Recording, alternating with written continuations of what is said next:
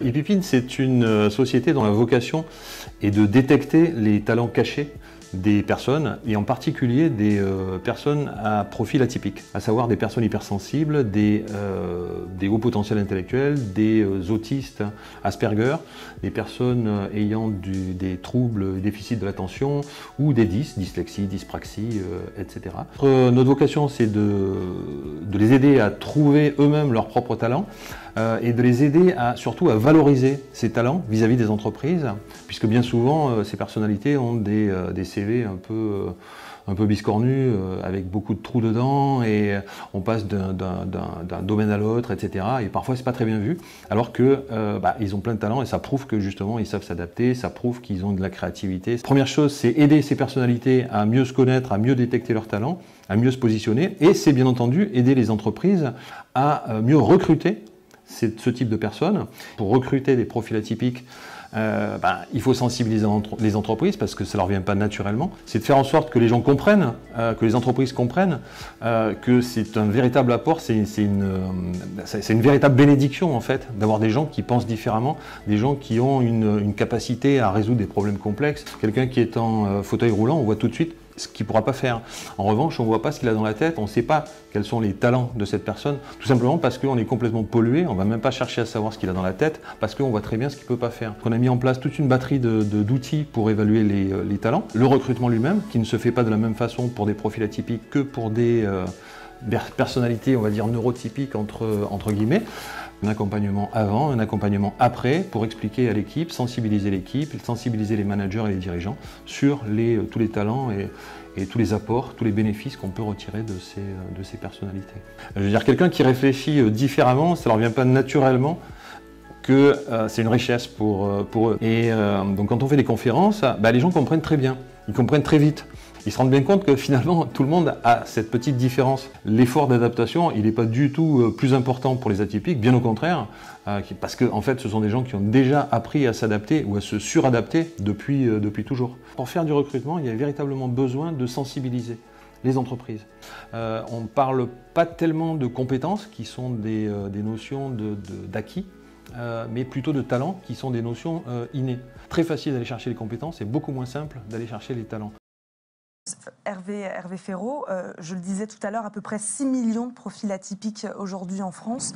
Est-ce qu'on a une idée de la proportion, de combien de ces profils sont intégrés aujourd'hui au milieu professionnel ? Ça dépend des profils, parce que sur les 6 millions, vous avez pas mal de gens qui ont plusieurs diversités, plusieurs spécificités. Vous avez déjà 20 à 25 à 30%, même parfois on dit, d'hypersensibles. Vous avez déjà les 2% de statutaires de HPI. Vous avez déjà 10% de dyslexie, dyspraxie, etc. 5% de TDA. Ça fait beaucoup, donc la plupart ont pas mal de caractéristiques. Et c'est vrai que plus on rajoute les caractéristiques, moins ils ont de chances d'avoir du travail. Vous avez par exemple vous avez les TSA, donc tout ce qui est autisme, il y en a quand même très peu qui travaillent, ce qui est assez malheureux. Sur d'autres types de personnes, il y en a quand même pas mal qui travaillent. Par contre, on ne peut pas raisonner uniquement sur le taux d'emploi, mais c'est le bien emploi qui serait intéressant de regarder.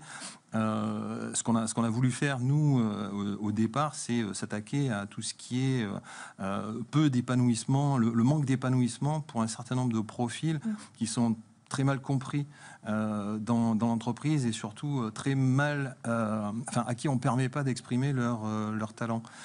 Donc il s'agit de les intégrer au milieu professionnel, mais surtout de les faire se sentir bien au sein de ce milieu professionnel. Voilà. Non, mais c'est ça, c'est exactement ça. Et en fait, le message qu'on cherche à faire passer aux entreprises, et qui il faut bien le dire, a quand même du mal à passer, c'est le fait que... Comment le regard d'ailleurs des entreprises a-t-il évolué ces dernières années sur ce type de profil ? Alors ça, c'est une bonne question, parce que justement, nous, on a démarré, on s'est lancé véritablement en 2018, à peu près mi-2018, et entre 2018 et 2019, je crois qu'on a, on a fait du boulot intéressant avec les entreprises. On était quand même pas mal écoutés.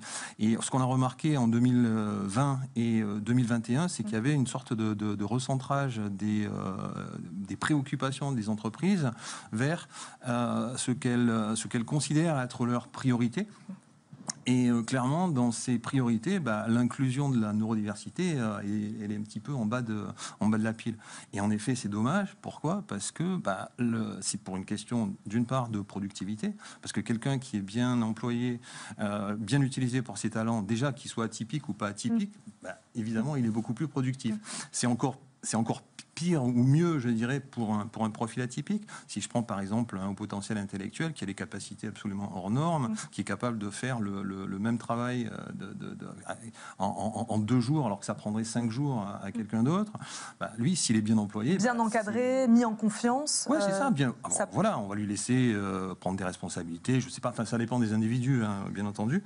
Donc, en termes de productivité, il y aurait beaucoup. Et d'un autre côté, le pendant, c'est qu'en termes de risques psychosociaux, il les réduirait beaucoup.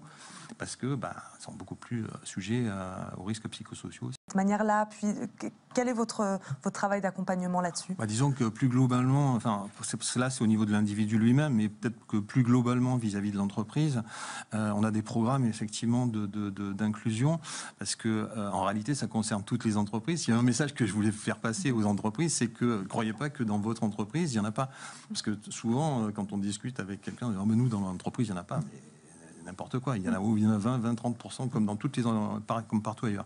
Donc on propose des programmes d'inclusion qui passent d'abord par de la sensibilisation.